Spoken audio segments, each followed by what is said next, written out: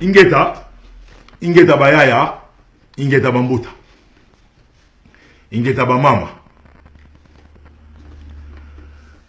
Lelo makambo toyeli awa ezali matumboli ya batu. Tosi toleka ba niveau oyo batu wana balingi bazongisaka biso. Mitindo esi ekwea eza mitindo ya diaspora ke concert ekoki kobeta lisusu na mboka oyo te. Ti Hippolyte Kanambe ako kendaka. Mais il y a de ces gens balingi tozongaka kakasima. Ok. Tokozonga sima. Pour la Congo, s'il faut kozonga sima. Ya mingi tokozonga. Vendredi 20 avril 2018, na colonne, Fally Ipupa akobeta. Ils a confirmé. Nani a salisi ba bêtise wana pona Fally abeta le 20 na colonne. Muto salisi yango TV colonne. Na kombo ya soki bayuba. Ce monsieur là azalaka moko na biso na kati ya combat. Il a été chassé na combat pour le non-respect ya mibeko ya combat. Il a été reconnu coupable de trahison et d'avoir fait de l'intelligence avec l'ennemi. Et le koto yina na combat oe. Il a été chassé. Et bango bazalaka soki to chassé bango bakendaka wapi kaka et pas ba musicien. Koko sa ba musicien keboya borobeta na bino ngamutu na Simba Alban Nenye Rex Kazadi à Salaki après avoir été chassé na combat oyo eza noble et sacré pour la biso.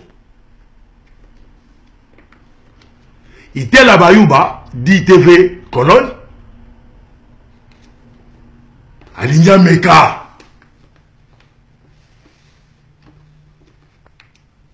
Fally le 20 avril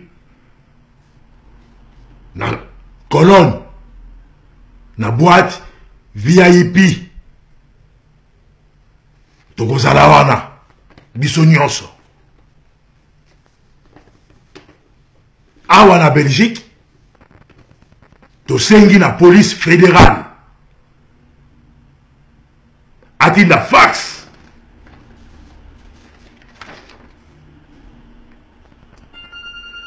oyo ezako expliquer ba concert nyonso oyo la diaspora congolaise a fait annuler. Basengi biso adresse ya TV colonne ndaku na ye place avant Dakar. Heureusement, ba vaillant combattant ba pese biso adresse et bimi na Google na bureau ya police. Ba policier belge, la police fédérale etindi fax na ba autorité précisément la police ya colonne pour la quoi viser bango que Tokozalawana ébélé le 20 avril 2018. C'est un vendredi. Olingi, au monde à ceux qui combattent et Koufa, to et Zalarakaka, beaucoup vivre en haut le 20. Oyo Bolingi Bosala, Ezali interdit. Boko Tumbola, tout un peuple té. Et Boko Mona, comment ce peuple va se lever. Ba autorité, ya colonne, baza déjà avisé. Lieu, ya rassemblement, Ezali, Nagar, ya Cologne. Tous les combattants, bon message. Fali Ipupa azo beta le 20 na colonne. Na boîte moko kombo nango VIP. Rendez-vous na biso eza 18h na gare ya colonne. Biso nyonso. Tokozala wana. Pona kolakisa ba oyo bakadisi ke komba eza ya kolala et Koufi que nous sommes le peuple congolais. C'est nous les chefs. Et ça, les musiciens ont laté. Le 4 mai, Togolanda Lissou Fali à Paris. Tozalakuna, le 4 mai, tous na Paris. Toujours c'est la bande de Paris. Batin dans lieu, il y a rassemblement. Moye bimi, botumbo libiso, boko sentir. Et nous konini, babengaka, peuple congolais. Donc, TV Colonne, abengisi, concert naye na Fali Ipupa. Ayebisi que yakanayo et lokoyate combat en Allemagne et là, ngamutu na simba Allemagne. Et azana groupe naye ya ba petit oyoye akokaki ko conscientiser.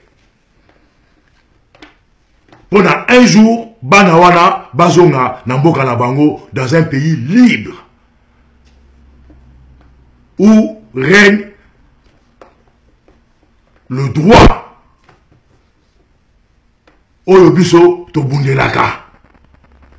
Pona ba banawana oyo yozo la kisabango miziki ndombolo mzinga luketu pour la bana wana bazonga dans un pays placé bakozala bien et pas na bango ata babotami na Allemagne.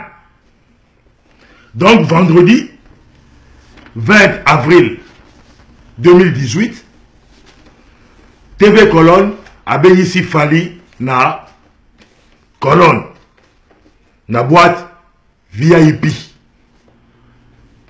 Le 4 mai, Fali Akobetana, Paris. Et tous abisso nyoso convoqué pour na kokeneko interdire ba bêtise wana. Ba odo nyoso to bengana na combat, ba lingaka ko se venger et ba kenaka pas ba musicien. TV Colonne a sali la même bêtise au Rex Kazadi à Salah. Bokoko Kate. Bokoko Kate. Vous ne savez pas à qui vous avez affaire. Ozala Kinabiso, Bozala Kinabiso. Mais vous n'avez rien compris. Rien compris. Rien compris. Inge Tabayaya, elle a confirmé les deux concerts. Na Cologne, na Allemagne, na Paris. Donc, lieu de rendez-vous, il y a Cologne, Ezali, na gare, na 18h. Inge Tabayaya, Inge Tabambuta, Bole Kisala na ba message, Balingi Tozo Rasima, Tozala na Makambuana, Tozo Rasima, Pona Congo, Pona Rossi, Pona Armand Tungulu, Pona Bandeko Nyoso Oyo, Bakwei, Pona Congo, Tozo Rasima. ingeta bayaya ingeta bambuta